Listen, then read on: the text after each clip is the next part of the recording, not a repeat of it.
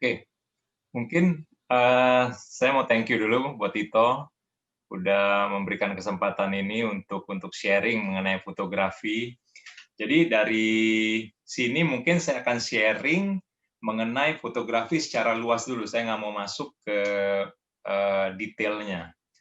Oke, mungkin sebelum itu saya akan memperkenalkan diri. Ini next-nya gimana? Oke, nama saya Vincent. Saya mulai fotografi itu mulai tahun 2008. 2008, terus tahun 2010 itu saya ngambil Canon School of Photography. Itu yang ngajar Pak Kumara, almarhum Pak Kumara, karena sekarang Pak Kumara itu udah pass away. Itu terus 2011 itu saya mulai ikut salon-salon foto, di mana itu yang membawa saya mungkin ke level lebih tinggi. Nah, ada teman-teman fotografi Chandranaya juga yang sekarang lagi ikut, Om Franz Guterus, Jason Hyo, Maria Adriani, itu teman-teman saya di Chandranaya. Untuk fotografi distinction, itu saat ini saya udah QPSA sama AFIAP. Jadi ini nanti saya akan terangin lagi mengenai fotografi distinction. Kayak mungkin distinction ini kayak apa? Title ya, title di fotografi. Oke. Nah, sementara ini saya bernaung di Lembaga Fotografi Chandranaya. Lembaga Fotografi Chandranaya itu kalau di Indonesia dikenal sebagai LFCN. Kalau di luar negeri mungkin dikenalnya CNPS, Chandranaya Photographic Society. Itu klub fotografi di Jakarta, tertua di Jakarta. Kalau di Indonesia kedua tertua. Kedua tertua, yang paling tua itu PAF Bandung. Itu kita kiblatnya ke Federasi Perkumpulan Seni Foto Indonesia, FPSI. Nah, kita bisa ngambil distinction ke FPSI, kita bisa ngambil distinction ke FIAP, kayak tadi distinction saya AFIAP, kita bisa ngambil title ke PSA. Tadi juga saya punya title QPSA, Photographic Society of America. FPSI sama FIAP itu basically jadi satu, karena pengurus FPSI adalah juga pengurus FIAP. Jadi kalau kita mau ngambil FIAP atau FPSI, kita harus bernaung di satu klub fotografi yang mereka memang anggota dari FPSI dan anggota dari FIAP. Jadi dengan gabung sama klub fotografi yang udah menjadi anggota FIAP dan FPSI, kita bisa mendapatkan title dengan mengikuti nanti salon-salon foto. Nanti saya akan terangin di belakang. Tapi kalau QPSA ini berdiri sendiri, tetapi salah satu pembina kita itu merupakan salah satu director untuk PSA. Jadi untuk ngambil PSA kita akan lebih gampang. Dan saya akan tekenin di sini sebenarnya PSA karena PSA itu dalam 1 bulan banyak sekali gitu loh dia punya salon fotografi. Akan gampang kita mendapatkan title lebih cepat di PSA daripada nanti di FPSI. Nanti saya akan terangin di belakang. Ini kita ngomongin, jangan pusing dulu deh. Nah, ini fotografi community activity. Ini aktivitas-aktivitas yang biasanya kita lakuin selama ini.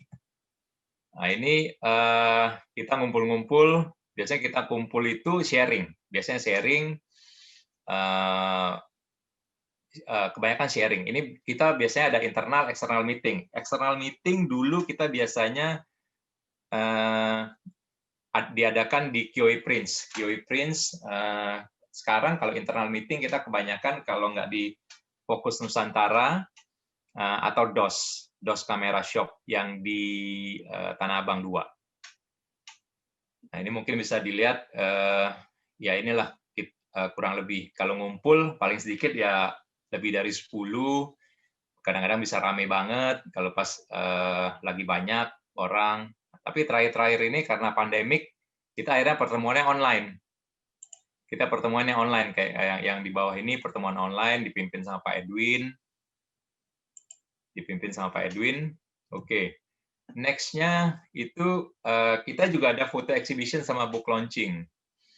Jadi Chandra Naya sendiri itu pernah mengadakan Indonesia Salon of Art Photography 2 kali, yang pertama dan kedua. Nah, untuk yang kedua itu kita mengadakan launching di Grand Indonesia pada saat itu. Itu dihadiri sama Ibu Mari Pangestu. Ya, ini juga masuk di Kompas, ini masuk di Indonesian Tatler ini kalau nggak salah. Ini masuk di Kompas, masuk di Indonesian Tatler.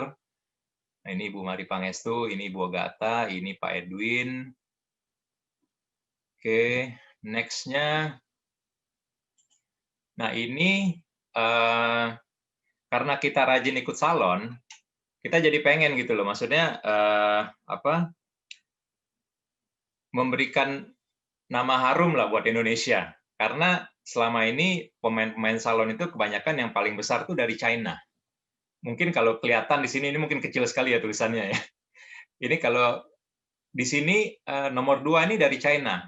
Nah, itu China selalu untuk best club, China selalu nomor 1 selama ini. Akhirnya pada saat sebelum ini 2012 kalau nggak salah, itu Ibu Agatha dulu ketuanya masih Pak Edwin, itu merencanakan bahwa oke, gimana caranya kita dapetin nomor 1 best club Chandra Naya. Ya akhirnya kita waktu itu kumpulin orang-orang, kan kadang-kadang ada yang fotonya bagus tapi mereka nggak yakin fotonya layak ikut salon, layak ikut lomba. Akhirnya ya kita kurasi. Nah ini kira-kira yang ikut waktu itu ada berapa yang ikut? Sampai 100 kalau nggak salah. Ini nggak semua datang waktu itu. Akhirnya kita bagi medali juga semua. Nah, ini akhirnya Chandra Naya sebagai best club pada saat itu di Salon Tierenberg namanya. Tierenberg itu Jerman. Oke, ini juga kita ikut foto kontes. Ini yang menang-menang, yang dapat medal. Ini ada Maria ya, Mare? Ada Om Franz nggak nih? Nggak kelihatan. Oke. Ini di DOS, kalau nggak salah ini di DOS. Nah, ini Pak Edwin. Pak Edwin ini juga menang foto kontes pada saat itu HIPA 2013. Pada saat itu HIPA masih belum kedengeran di Indonesia.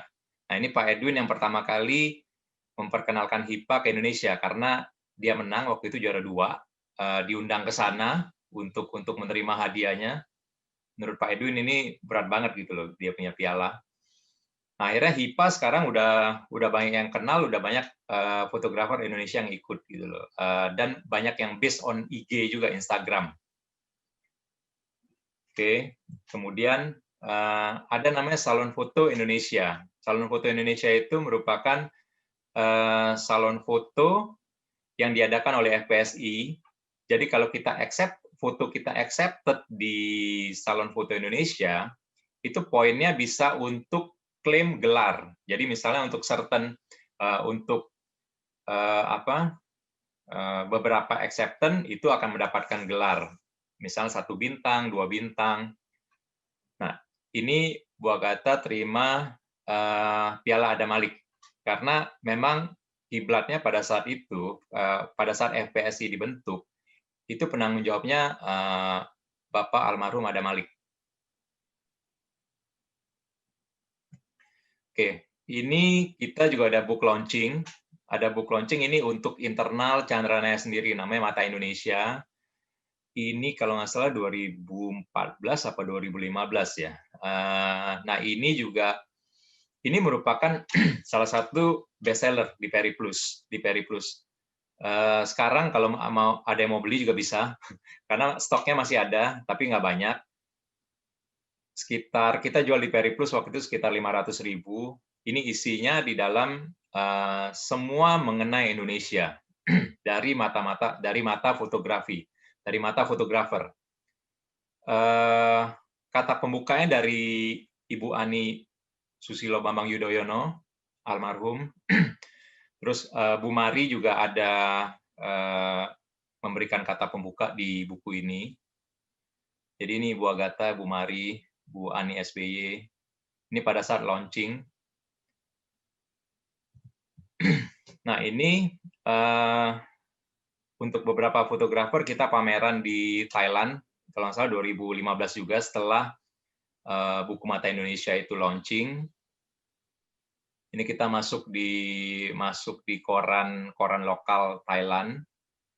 Ini foto saya 3, kurang lebih ini foto semua di Indonesia diambilnya. Ini di Jawa Timur. Ini saya ambil di Jawa Timur. Ini pada saat hunting bareng. Ini di Sawarna, Banten. Sawarna, Banten. Nah, ini di Lampung. Saya ngambilnya di Lampung. Oke.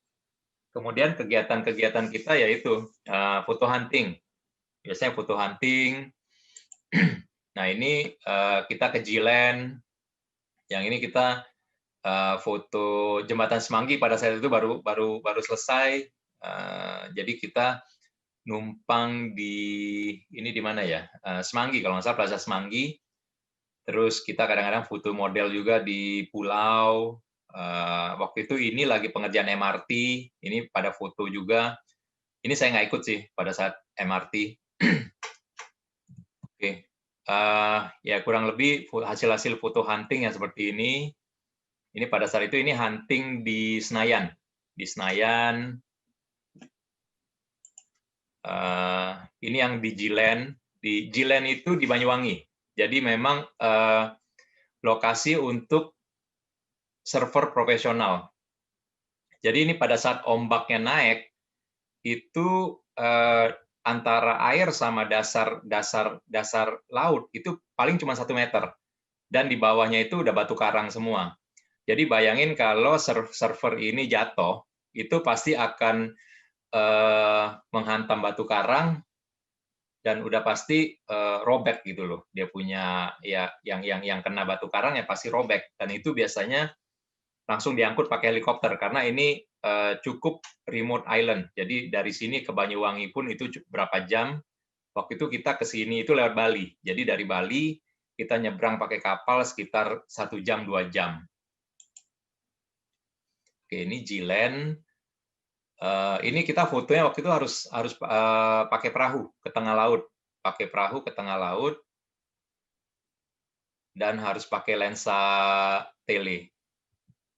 Oke, ini yang Semanggi, jembatan Semanggi yang baru pada saat baru diresmiin. Ini kita foto dari atas, dari Plaza Semanggi.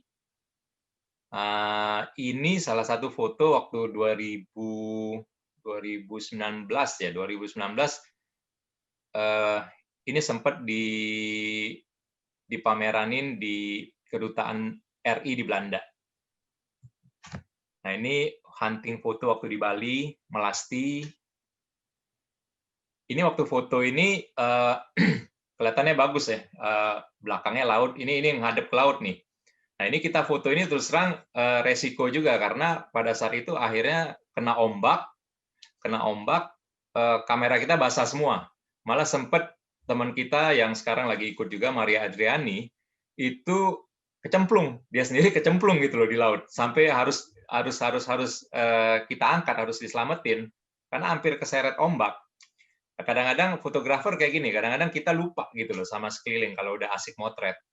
Kita lebih mementingkan momen yang di viewfinder kamera daripada sekeliling kita. Ini di Ijen, waktu itu masih belum terlalu rame. Ini 2015 kalau nggak salah, pada 2014 ini masih belum terlalu rame. Jadi masih sepi. Dan naik pun waktu itu belum ada gerobak untuk naik. Jadi kita harus naik sendiri, harus benar-benar hiking. Itu sekitar 2 kilo naik, 1 kilo turun. Kalau ini udah posisi turun. Kalau ini sih sudah pagi. Terus terang pada saat di Ijen, balik lagi sebenarnya fotografi itu tergantung sama momen sama luck ya, momen sama luck. Karena kalau buat saya pada saat itu saya ke Ijen itu nggak beruntung, karena pada saat turun jam 4 pagi itu turun ke kawah Ijen, itu saya nggak bisa motret blue fire-nya karena seperti yang dilihat sini, ini banyak sekali asap, kabut. itu dia punya asap, malah anginnya ke arah kita. Jadi akhirnya kita nggak bisa motret. Napas saya susah. Karena ini kan belerang, asapnya asap belerang. Oke, ini Bromo. Bromo ini 2015 juga. Ini pas lagi hoki, lagi luck, ada lucknya gitu loh. Maksudnya dapat blue sky-nya, dapat semuanya dapat. Nah ini another luck untuk motret Bromo, karena selain dapat Milky Way, biasanya kalau orang motret Milky Way itu harus gelap total pada saat bulan mati. Karena kalau ada bulan, otomatis kita nggak akan bisa motret Milky Way. Nah, tapi pada saat ini kita motret Milky Way, itu malahan bulan purnama, tapi bulan purnamanya itu di posisi di belakang kita, di belakang kamera. Jadi akhirnya purnamanya menyinari Bromonya, tapi kita juga dapat Milky Way-nya.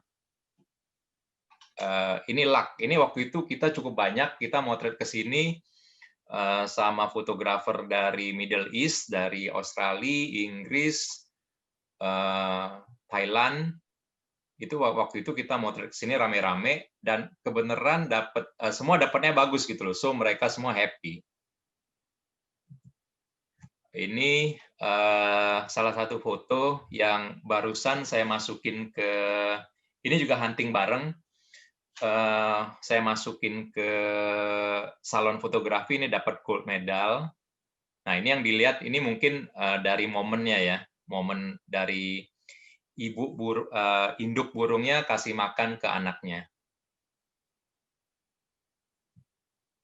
Oke, ini saya terus terang quote dari Pak Franz. Pak Franz barusan kemarin itu sharing di WhatsApp group mengenai apa bedanya taking sama creating picture.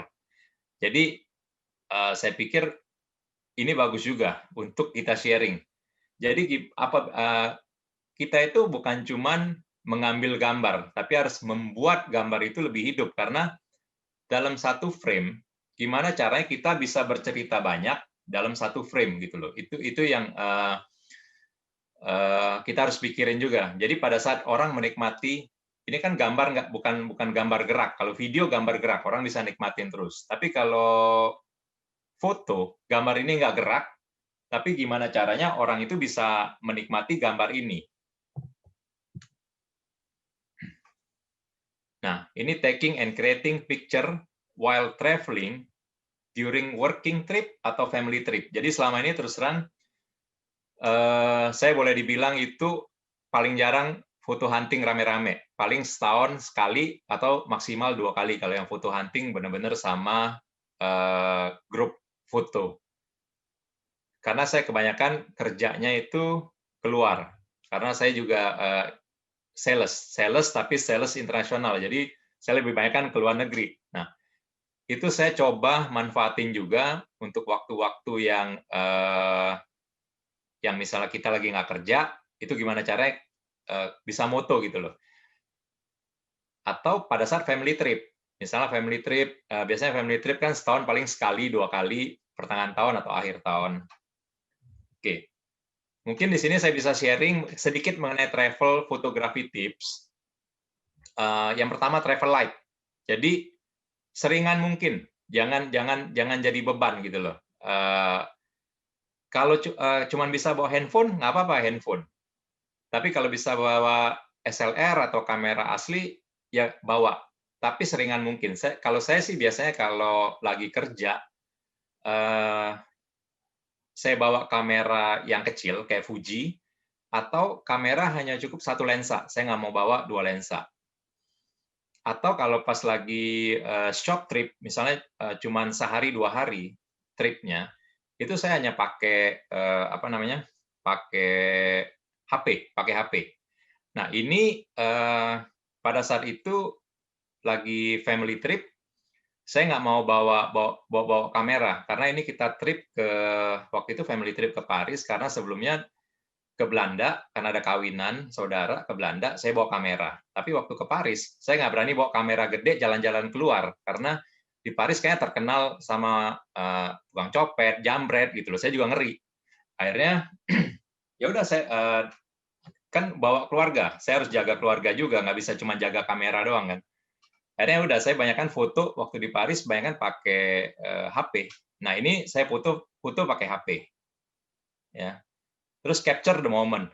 Sorry, B itu just taking picture. Kita pokoknya jangan pusingin apa-apa. Kita pokoknya take the picture.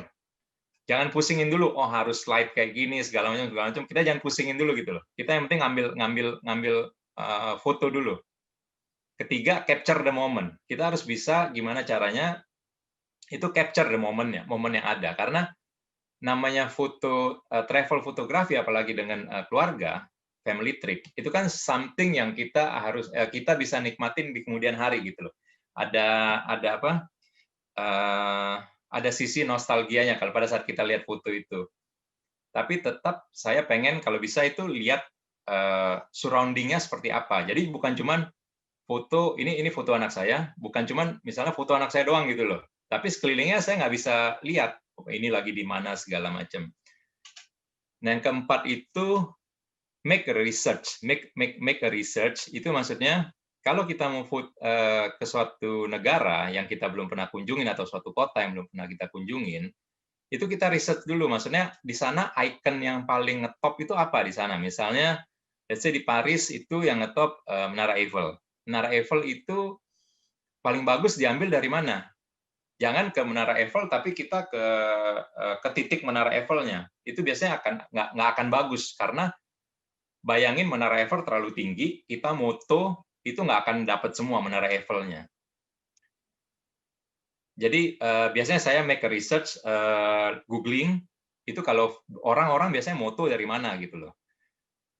Kelima, itu sebisa mungkin, itu kita find your own photographic moment atau time. Jadi di luar keluarga. Jadi misalnya keluarga udah pulang ke hotel, kita coba jalan-jalan gitu loh malam. Coba cari angle untuk dapetin foto. Atau mungkin pagi-pagi sebelum mereka bangun, kita pergi dulu gitu loh kemana untuk ngambil foto. Biasanya saya kayak gitu.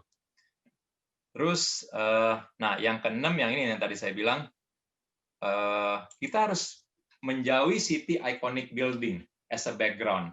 Kalau kita mau ngambil foto, jangan malah mendekati, karena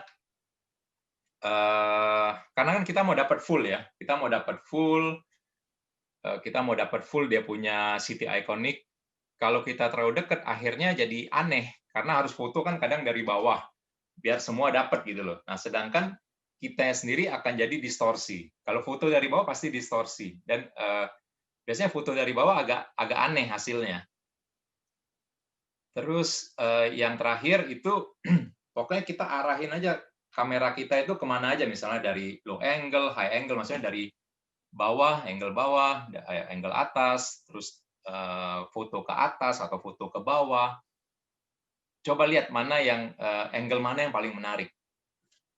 Oke, nah ini masih sama di Paris. Ini saya foto dari jauh, justru dari jauh orang-orang kan mendekat tuh. Jadi saya bisa dapat ambience-nya. Oke, ini foto-foto sama keluarga. Nah, ini saya ambil sama masih di apa namanya lupa saya. Di Paris itu saya ini datang pagi-pagi jam 6 sebelum bareng keluarga.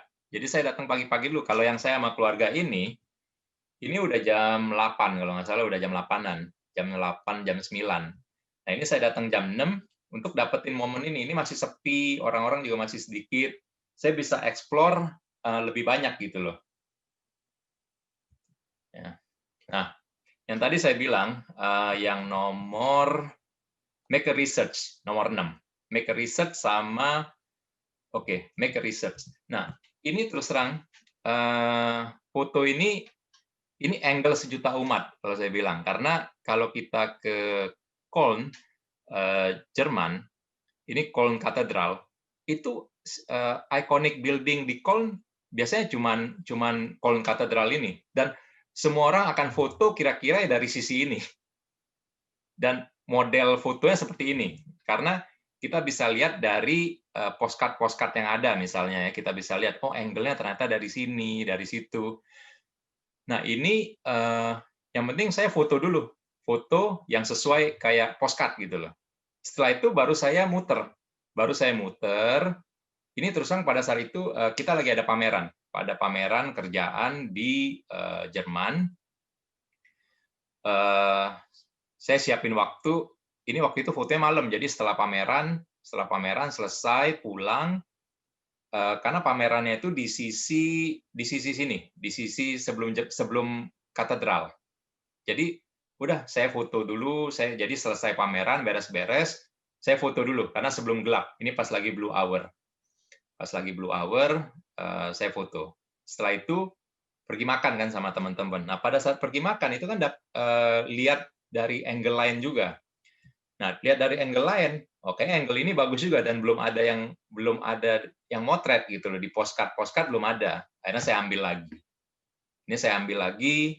Setelah itu pada kesempatan lain saya balik lagi ke sana pada saat bulan 1 kalau nggak salah itu lagi salju. Nah, ini saya ambil dari atas hotel. Ini juga kelihatan katedralnya. Ini lagi pagi-pagi, lagi golden hour. Ini dia punya main station. Oke. Nah, ini yang saya bilang juga make a research. Ini pada saat kita lagi ada pameran di Jepang, di Tokyo. Saya pengen motret Tokyo Tower, terus terang. Tapi saya bingung, saya motret Tokyo Tower nggak mungkin dari dekat, nggak akan fotogenik, jadinya nggak akan fotogenik. Salah satu, setelah saya search di Google, salah satunya itu motretnya dari atas Mori Tower. Harus bayar berapa waktu saya lupa. Jadi kita bisa sampai ke deck atas. Deck atas itu bayarnya berapa saya lupa, tapi itu ada kaca. Atau kita mau naik lagi yang open air. Open air itu harus nambah lagi duit. Ya udah saya pikir waktu itu cukup mahal kalau nggak salah berapa ratus ribu, 500.000, 600.000. Tapi saya pikir udah jauh-jauh ke Tokyo, kalau nggak spend 500.000 untuk motret, kayaknya sayang banget gitu loh. Akhirnya ya udah saya spending naik ke atas. Begitu di atas nggak boleh pasang tripod, Kalau kita motret malam-malam gini, kalau nggak pasang tripod, pasti akan satu noise, kedua itu pasti nggak sharp. Akhirnya untung dia punya deck itu ada kayak railing, pegangan. Itu saya bisa taruh kamera di sana dan nggak geter. Ya lumayan. Jadi ya harus akal-akalan kadang-kadang. Soalnya ada beberapa tempat kita nggak boleh pasang tripod sama sekali. Ini di Rumania, ini saya pakai Fuji kamera kecil. Nah, ini saya waktu itu putusin bawa Fuji karena saya takut ini kan negara yang saya belum pernah datengin. Tapi mumpung waktu ke sana itu rame-rame. Saya suka sama gedung ini. Ini saya ngambil kalau nggak salah udah kedua atau 3 kali hari berikutnya. Hari pertama saya ngambil dari sisi yang lain, dari sisi sebelah sana. Nah, ini yang paling bagus kayak saya pikir. Akhirnya saya ngambil, pas saya ngambil foto itu saya nggak berasa, terus terang saya nggak berasa sekeliling, tapi karena waktu itu kita rame-rame, ada yang nungguin kan di belakang. Ternyata di belakang saya itu ada kayak anak-anak nakal di Rumania sana yang kayak nungguin gitu loh. Nungguin kalau saya lengah atau apa mungkin mau dijamret. Dia pun kamera saya. Untung di belakang anak-anak nakal itu ada gerombolan kita juga gitu loh. Nah, itu kadang enaknya kalau foto rame-rame di tempat yang kita nggak terlalu kenal, itu ada enaknya. Jadi ada yang saling jaga, kita bisa saling jaga. Ini sama, ini di Rumania juga, tapi ini saya paling foto 2 frame kalau nggak salah. Sehingga saya foto 2 atau 3 frame. Ini sambil nunggu restoran. Di sebelah kanan itu ada restoran, kita mau makan. Sambil nunggu restoran itu antri, ya udah saya foto-foto gitu loh. Ini di Big Ben, London. Ini juga sebenarnya cuacanya nggak bagus, jelek. Ya tapi ya saya pikir saya udah ke sana harus motret gitu loh. Maksudnya sayang kalau nggak motret. Ya udah, spot ini terus terang motretnya seadanya, yang penting harus tajam semua harus tajam. Ini baru saya olah lagi di Photoshop berikutnya, karena ini kalau nggak dijadiin hitam putih nggak menarik, karena langitnya itu benar-benar pucat. Nah ini pada saat itu, ini juga kadang-kadang hoki ya, karena kita ada pameran di Australia, saya nggak tahu itu ternyata bersamaan sama lomba lari, Sydney Harbour Bridge Run, maraton pada saat itu. Kebenaran ada teman saya yang di sana juga, itu hobi motret. Akhirnya kita ke sana bareng. Ya paling dapat berapa frame, karena ternyata di jembatan ini nggak boleh dimasukin sama orang lain kalau yang bukan pelari atau panitia. Jadi kita waktu itu masuk ke sini, kita juga nggak tahu. Tiba-tiba habis motret nggak lama, kita ditangkap polisi, disuruh keluar. Itu sama ada teman SMA saya punya suami yang di Australia demen motret. Jadi ya kita ketangkep polisi nih, dua di sini rame-rame, berdua ditangkap polisi, akhirnya dikeluarin dari jembatan. Oke. Nah, ini di Myanmar. Ini di Myanmar waktu itu juga, saya ke Myanmar waktu itu sendirian. Terus terang waktu itu lagi cari buyer.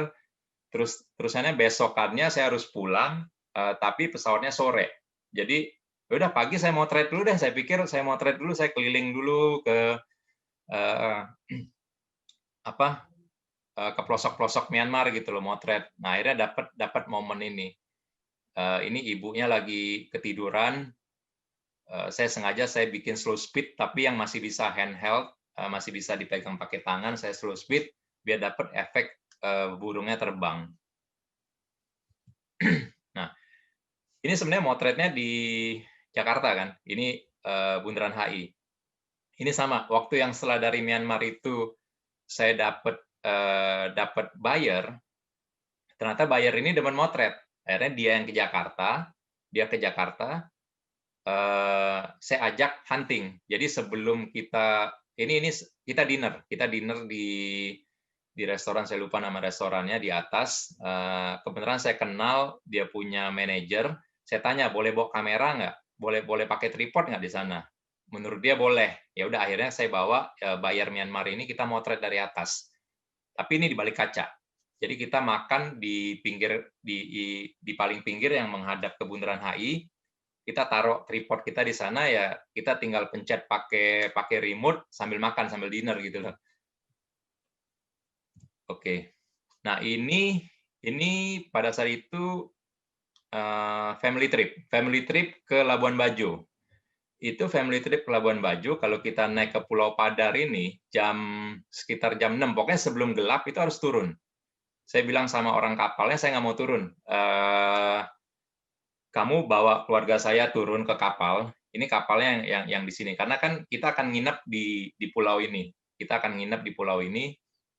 Saya akan nunggu di atas, saya bilang. Saya nunggu di atas karena saya mau motret Milky Way. Akhirnya waktu itu dia naik lagi sih. Maksudnya tukang kapalnya naik lagi untuk jemput itu sekitar jam 8. Jadi ya saya sendirian di atas karena ternyata nggak ada fotografer yang lain juga yang nunggu, yang segila saya gitu loh, nunggu di atas ini. Ya, akhirnya saya motret sendiri waktu itu. Ini di apa ya? Saya lupa namanya. Salah satu Wairebo. Yes, Wairebo. Nah, ini Wairebo. Kita dari Labuan Bajo setelah ke pulau-pulau, nginep sehari di Labuan Bajonya. Besok paginya kita ke Wairebo. Ini saya baru dapat Milky Way-nya itu pagi. Karena malam saya tungguin semalaman, itu awan. Kalau bisa lihat awan ini awannya tebal banget kalau pada saat malam. Nah, ini pagi baru awannya hilang. Dan ini ada kayak light trail ini orang waktu pagi-pagi keluar, karena di Wairebo ini jam 10 malam lampu mati semua. Lampu mati baru hidup itu saya lupa besok pagi jam berapa. Nah, ini akhirnya orang kalau mau keluar ke WC atau kemana, dia harus bawa senter. Nah, ini dia punya center trail gitu loh. Nah, ini Bluestone Beach di ND. Di ND, ini waktu itu saya bareng keluarga, nggak ada waktu banyak juga, tapi saya pikir saya pengen motret ini. Tapi gimana cara motretnya ya biar menarik. Akhirnya saya pasang ND filter. ND filter itu maksudnya kita shutter speed-nya lebih lama. Waktu itu saya ambil sekitar 10 detik, kalau nggak salah 10 detik atau 5 detik. Karena ini ombaknya nggak terlalu keras sebenarnya, nggak terlalu kencang. Karena lihat awannya juga, awannya nggak terlalu geraknya, nggak terlalu cepat gitu loh. Oke, yang tadi saya bilang bahwa kita ngambil angle di mana aja gitu loh. Nah ini terus terang saya taruh kamera saya di lantai. Ini di Saint Mary Cathedral di Myanmar. Ini saya taruh kamera saya di lantai. Jadi saya bisa expose agak lama. Saya lupa ini berapa detik waktu itu ya saya expose. Jadi kalau ada orang segala macam ya akan hilang gitu loh. Kalau ada orang lewat-lewat. Oke. Nah, ini pada saat pameran juga di Barcelona, besokannya ada waktu kosong, kita sama atasan saya juga, kita ke Montserrat. Itu, cuman kalau kan kita nyampe di sini nih, ini gerejanya. Kita nyampe di sini, saya bingung motret apa terus terang, karena akhirnya terlalu dekat, nggak bisa motret apa-apa. Akhirnya saya hiking. Ini cukup jauh. Bos waktu itu atasan saya ikut juga, baru dapat angle ini gitu loh, yang agak enak menurut saya, karena dapat framingnya, pohon, terus dia punya gereja juga dapat full, dapat matahari paginya. Nah ini setelah itu dari Montserrat kita ke Sagrada La Familia. Di dalamnya juga banyak orang, saya bingung juga motretnya gimana. Akhirnya ya udah coba lihat ke langit-langitnya menarik ya, langit-langitnya menarik. Akhirnya saya motretnya ke atas saja. Ini langit-langitnya Gereja Sagrada. Oke. Apa bedanya taking picture sama creating picture? Yang pasti kita harus tahu dulu rule untuk motret. Jadi first rule, gimana cara untuk taking picture itu perfect exposure. Oke, perfect exposure itu kalau saya jelasin mungkin akan panjang, jadi saya akan ringkas saja. Pokoknya segitiga antara ISO, aperture itu bukaan f, dan shutter speed. Shutter speed itu kita mau motret berapa detik. Yang penting kita akan bisa expose subjek kita dengan baik pada saat tiga ini itu ketemu. Itu dapat yang namanya perfect exposure. Oke, tapi sekarang terus terang dengan kamera jauh lebih canggih, dengan kamera yang canggih, kita nggak usah terlalu pusing dengan ISO, aperture, sama shutter speed. Tinggal kita, tapi dasarnya kita harus ngerti kenapa. Jadi misalnya kita mau foto spot yang harus membekukan momen, freeze the moment. Berarti shutter speed kita harus cepat. Let's say seper 1000 detik. Nah, dengan seper 1000 detik, biasanya bukaannya akan sebesar mungkin. Bukaan sebesar apa yang bisa lensa kita kasih kita? Let's say kita pakai lensa yang pakai f4 misalnya, f4. Berarti seper 1000 f4 dengan kondisi pencahayaan pada saat itu, ISO-nya akan berapa? Tinggal ISO-nya aja kita autoin. Kita autoin ISO-nya. Kalau misalnya kita mau bikin yang belakangnya bokeh, misalnya, istilah sekarang kan bokeh. Nah, aperture-nya kita buka sebesar mungkin. Kita buka sebesar mungkin, nanti shutter-nya sama ISO-nya akan mengikuti. Itu ada pilihan di kamera, kalau shutter speed priority itu namanya TV, aperture priority itu AV, Kalau ISO biasanya nggak ada. Kalau ISO itu mungkin bisa di manual, ISO-nya kita autoin, aperture sama shutter speed udah kita kunci. Oke. Nah, ini composition rule. Jadi kalau buat saya paling gampang, first rule kita harus tahu cukup dua ini aja dulu. Cukup dua ini, yaitu perfect exposure, kedua composition. Composition harus benar dulu. Karena kalau composition kita nggak benar, jadi nggak enak, fotonya tuh jadi nggak enak. Oke, yang paling umum itu rule of third, yang paling umum. Ini banyak, bisa googling sini kalau composition segala macam, tapi yang paling umum itu rule of third. Jadi kalau kita punya subjek di satu frame pas di area rule of third ini, itu pasti akan orang akan lihatnya ke sana terus, nggak akan ngelihat yang lain-lain. Oke, second rule, second rule itu know how to creating picture. Creating picture lebih susah karena untuk ngedapetin momennya. Jadi orang pada saat ngelihat foto itu dapat dari segi momennya. Misalnya, halo, dengeran toh? Ya. Ya. Ya, go ahead.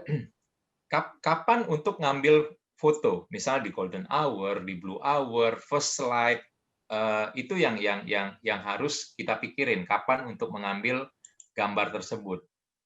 Oke, terus how to emphasize the picture? Gimana cara emphasize foto tersebut? Mungkin kita harus pakai rule composition yang tadi. Terus pilihannya ada lagi, mau subjeknya itu gerak atau kita freeze. Kayak tadi foto saya yang di Sydney Bridge, Harbour Bridge, itu saya biarin subjeknya yang moving. Saya nggak mau freeze the moment. Tapi pada saat foto yang orang main baseball yang saling tabrakan, itu kita harus freeze the moment. Jadi kelihatan gitu loh momen tabrakannya. The best angle itu angle dari mana yang paling bagus?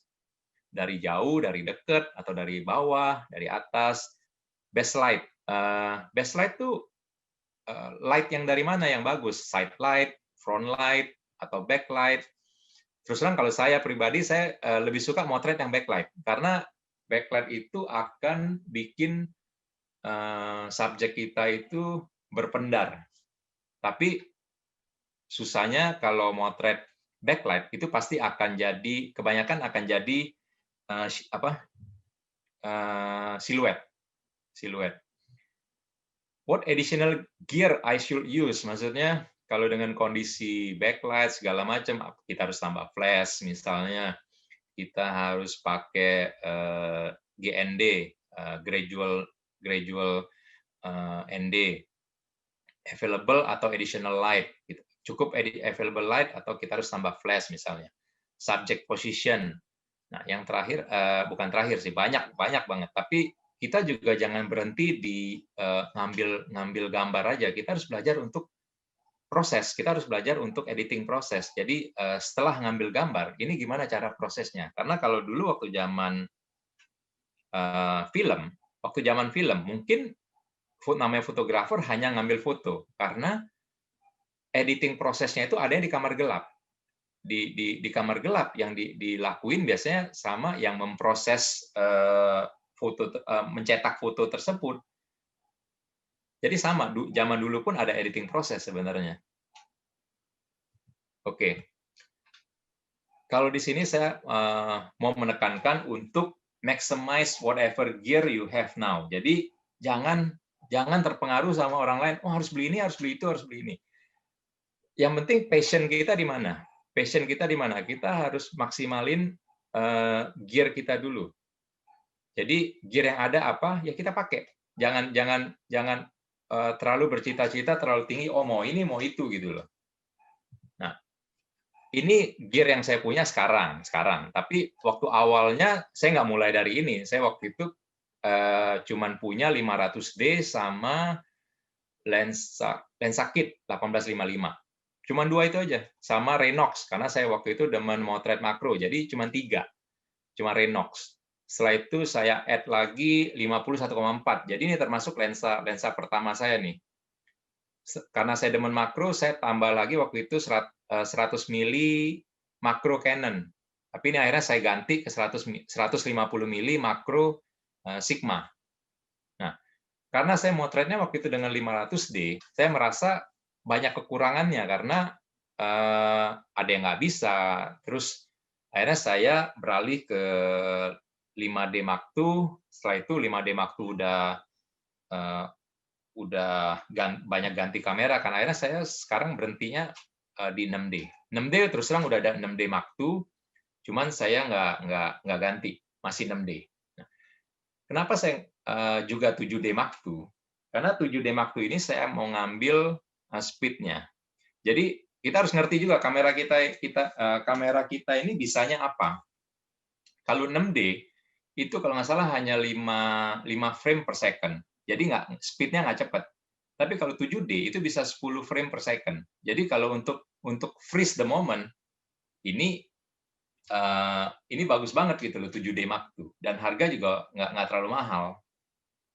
Nah, dan bagusnya lagi 7D Mark II ini kan crop sensor 1,6. Jadi kalau misalnya saya pakai di misalnya 150 ya di 7D, itu 150 kali 1,6. Jadi lebih dari 150 meter. Nah, oke. Kalau travel light saya biasanya bawa 6D sama 1635. Udah, cuma dua ini aja saya biasanya bawa. Kalau mau tele, paling kalau waktu sama keluarga saya bawa 6D, 1635, sama 70-200 yang f4. Ini kan ringan banget. Kalau motretnya rada serius, saya biasanya bawa dua kamera, 6D, 1635, 7D, sama 100-400. Cuma dua lensa aja saya bawa. Saya nggak pernah bawa lebih dari dua lensa sekarang. Udah males soalnya. Kalau dulu seneng ganti-ganti lensa segala macam. Kalau sekarang saya lebih prefer ngambil momen ya daripada ngabisin waktu untuk ganti-ganti lensa. Atau kadang-kadang saya cuma bawa Fuji aja. Atau saya bawa Fuji aja. Ini lensanya 1650, 1650 tapi kan Fuji XM1 ini crop sensor. Jadi 16-nya itu akan jatuh di 24 sebenarnya, 24 mili. 24 mili itu nggak akan wide angle banget, nggak akan wide angle. Nah, yang saya nggak bawa semua nih kamera. Saya cuma bawa Huawei aja, Huawei P30. Bukan iklan, tapi saya suka nih, karena dia bisa ngambil wide angle. Bisa ngambil wide angle 16 mili, malah lebih gede dari 16 mili kayaknya. Dia bisa ngambil wide angle. Jadi biarpun ya gear saya cuma segini sih, mungkin kalau buat fotografer yang lebih profesional lebih banyak gitu loh, line lensanya, kameranya, apalagi sekarang orang-orang udah mulai beralih ke Sony. Nggak apa-apa beralih ke Sony atau Olympus segala macam. Yang penting kita harus ngerti dulu gear kita nih maksimalnya mau buat motret apa nih, dan kita maunya motret apa, baru kita beli. Oke. Ini contoh saya waktu ini motretnya di Gelora Bung Karno. Ini pakai Huawei aja, tapi saya pakai tripod. Saya mau ngambil momen ini. Nah, Huawei itu enaknya kita bisa manual, bisa foto manual. Jadi kita bisa bikin speed, slow speed segala macam gitu loh. Terus ini pada saat ke Taiwan, saya ngambil ini Taipei 101. Ini Taipei 101, saya harus waktu itu naik ke gunung nih. Yang ngambil framing ini sama di Taipei juga, ini Juven. Ini ngambil pakai Huawei juga, tapi pakai tripod. Jadi kalau udah malam gini ya udah saya pakai Huawei, pakai tripod kecil aja yang bisa saya masukin ke tas kerja gitu loh. Oke. Jadi balik lagi, kalau memang ada yang suka sama fotografi, nomor satu itu harus belajar dulu basic fotografi yang tadi saya sebutin, triangle exposure. Terus know your gear. Jadi kita harus kenal dulu alat kita ini maksimalnya di mana, minimalnya di mana. Semua alat pasti bisa diakalin. Yaitu, tapi yang penting kita harus belajar juga editing proses. Jadi nanti diakalinnya pada saat diedit. Terus join photo club atau community. Karena itu dengan join foto club atau komunitas itu akan memberi kita additional informasi, additional knowledge, semua. Terus make sure foto club itu kalau bisa dibawa FPSI. Kenapa? Jadi pada saat kita mau mengambil gelar FPSI itu gampang, atau ngambil gelar FIAP itu gampang juga. Get a mentor. Jadi biasanya di klub-klub itu pasti ada mentor-mentor. Maksudnya pasti ada senior-senior yang kita bisa jadiin mentor. Nah, itu kita harus pergunakan gitu loh. Always join photo hunting. Ya, photo hunting itu perlu karena kalau enggak lama-lama kita akan menurun juga. Jadi foto itu kurang lebih kayak matematik. Kadang-kadang kayak matematik. Matematika itu kalau kita nggak terus-terusan belajar, kita akan nggak lupa, tapi kagok gitu loh jadinya. Sama, kayak saya juga, saya udah nggak motret, nggak ngedit, mungkin udah setahun, 2 tahun lebih. Pada saat saya mulai ngedit, agak terasa aneh, nggak terasa, nggak langsung kelihatan bagus gitu, nggak langsung kelihatan wah, harus ada prosesnya dulu. Kayak belajar naik sepeda lagi gitu loh. Always taking and creating picture. Ya, buy some photography book. Nah, kenapa saya bilang buy some photography book? Karena kita bisa melihat angle-angle yang orang ambil. Itu maksudnya foto ini istilahnya kalau istilahnya sekarang kan stunning. Foto ini stunning tuh kenapa gitu loh. Itu yang kita harus lihat. Kenapa orang punya foto bisa stunning? Dia ngambilnya dari angle mana? Dia ngambilnya pada saat momen seperti apa? Terus kita bisa juga follow webinar sekarang karena masa pandemik ini banyak banget webinar-webinar. Kayak FPSI Art Space itu mereka ngadain webinar sebulan sekali. Pembicaranya berbagai dari luar negeri, dari dalam negeri. Minggu lalu pembicaranya Riza Marlon, itu wildlife photographer dari Indonesia. 2 atau 3 minggu lalu itu pembicaranya dari Australia, itu pemenang dari landscape, fotografer landscape. Terus bisa juga join PSA. PSA itu Photographic Society of America yang tadi saya terangin. Itu untuk membuka wawasan kita. Saya akan terangin berikutnya. Nah, FPSI Art Space ini free webinar. Jadi enak banget, kita bisa ikut setiap saat dan ini free. Caranya sebenarnya ikut ke WhatsApp group. Tapi kalau belum ada, jadi yang saya tampilin di sini Facebook-nya, bisa masuk ke sini dan tanya ke adminnya, karena adminnya bukan saya. Tanya ke adminnya bagaimana cara masuk ke WhatsApp group dari FPSI Art Space. Setelah itu, setelah kita masuk WhatsApp group, itu akan kita dikasih link terus. Itu linknya free, maksudnya webinarnya free. Jadi kita link itu at any time kita masuk, kita bisa dengar semua masukan orang dari fotografer, misalnya fotografer landscape, kiat-kiatnya apa aja, fotografer wildlife, kiat-kiatnya apa aja. Jadi sekarang sebenarnya ada positif side-nya juga dengan adanya pandemi ini, kita bisa belajar lebih banyak sebenarnya. Terus PSA. Nah, PSA ini salah satu yang paling suka ikut PSA ini Om Frans Guterus.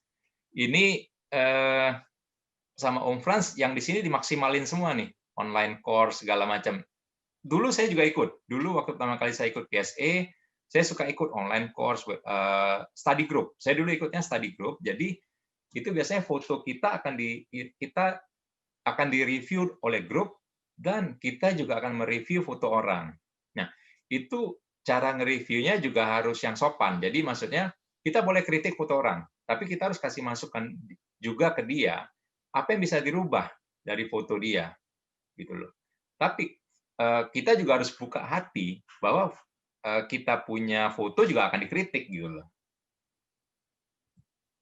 Oke, kenapa PSA? Saya bilang kenapa PSA? Karena di PSA ini salonnya itu banyak banget.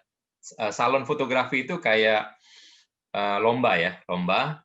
Tapi foto yang accepted itu akan dipakai, akan diambil poinnya untuk apply title fotografi.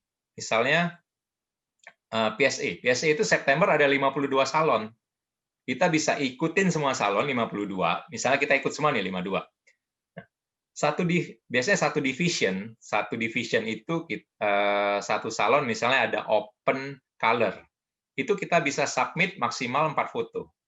Jadi assumption aja kita cuma accepted 2 foto di tiap salon, itu berarti udah 104 foto. Sedangkan untuk dapat title, untuk dapat distinction dari PSA itu 72 acceptance with at least 24 title. Jadi 24 title foto nih, 72 accepted. Itu udah bisa dapat PSA 3 star. Nah, jadi enaknya kalau ikut PSA ini kita bisa dapat gelar setahun udah bisa dapat gelar karena yang penting kita rajin ikut lombanya. Jadi ada 2 sih terus terang keuntungan PSA, yaitu pertama kita bisa ikut course-nya, kedua ya kita bisa ngambil title secepat mungkin. Kita bisa ambil title secepat mungkin. Halo. Kalau saya terus terang ngambil title-nya cukup lama. Saya ikut dari 2011, 2019 baru saya ngambil title. Jadi 8 tahun karena saya nggak rajin ikut kompetisi. Ready, udah. Oke. Kan masih ada masalah tadi dengan internetnya, tapi dia ada juga. Oke. Ini taking and creating picture during COVID pandemic or at home. Jadi selama dari Maret kemarin kan kita nggak bisa motret, termasuk saya gitu loh. Saya akhirnya nggak bisa motret. Akhirnya yang kita potret ya sekitaran rumah ya salah satunya. Oke, ini fotografi genre dulu. Maksudnya apa aja sih genre fotografi itu? Ada foto jurnalis, potret, landscape, family snapshot, still life, fine art, termasuk porn, nude fine art, advertising, candid, report, sport event. Nah, yang kita bisa foto sekarang selama pandemik ya paling astrofotografi, foto-foto yang di dalam ruangan, misalnya portraits keluarga sendiri lah, portraits keluarga sendiri, terus still life atau makro gitu loh, yang paling kita bisa motret. Nah, itu salah satunya. Jadi akhirnya saya motret bulan. Ini mungkin kurang lebih sekitar 2 bulan lalu saya motret bulan pada saat purnama. Memang waktu itu warnanya lagi merah. Ini warna aslinya. Setelah itu berapa hari kemudian saya motret lagi, dia udah nggak merah. Nah, ini saya pakai 7D sama 100/400 karena 400 mili di 7D itu akan jadi 640 mili. Jadi cukup panjang. Tapi biarpun panjang, ini terus terang jadinya ini kita harus crop, benar-benar crop habis di Photoshop. Atau foto makro, karena saya demen makro, saya foto makro aja deket rumah gitu loh. Karena binatang kan, serangga gampang dicari, asal kita mau buka mata gitu loh, cari serangganya ada di mana. Ini semut juga, semut paling gampang karena di kompleks saya banyak pohon mangga, pohon jambu, semut rangrang paling banyak gitu loh. Nah, ini salah satunya foto ya kita bisa foto selama pandemik ya. Saya nggak demen still life ya. Kalau still life mungkin lebih gampang. Ada yang demen still life, itu bisa foto still life. Kalau saya lebih demen makro. Jadi ada gerakan gitu loh. Oke. Sementara sekian. Yang penting kita start taking picture today. Jangan nunggu gear-nya lengkap dulu baru motret. Yang penting motret at any time. Bisa follow IG saya di vincent.kohar, atau bisa kontak saya at any time. Ini HP saya.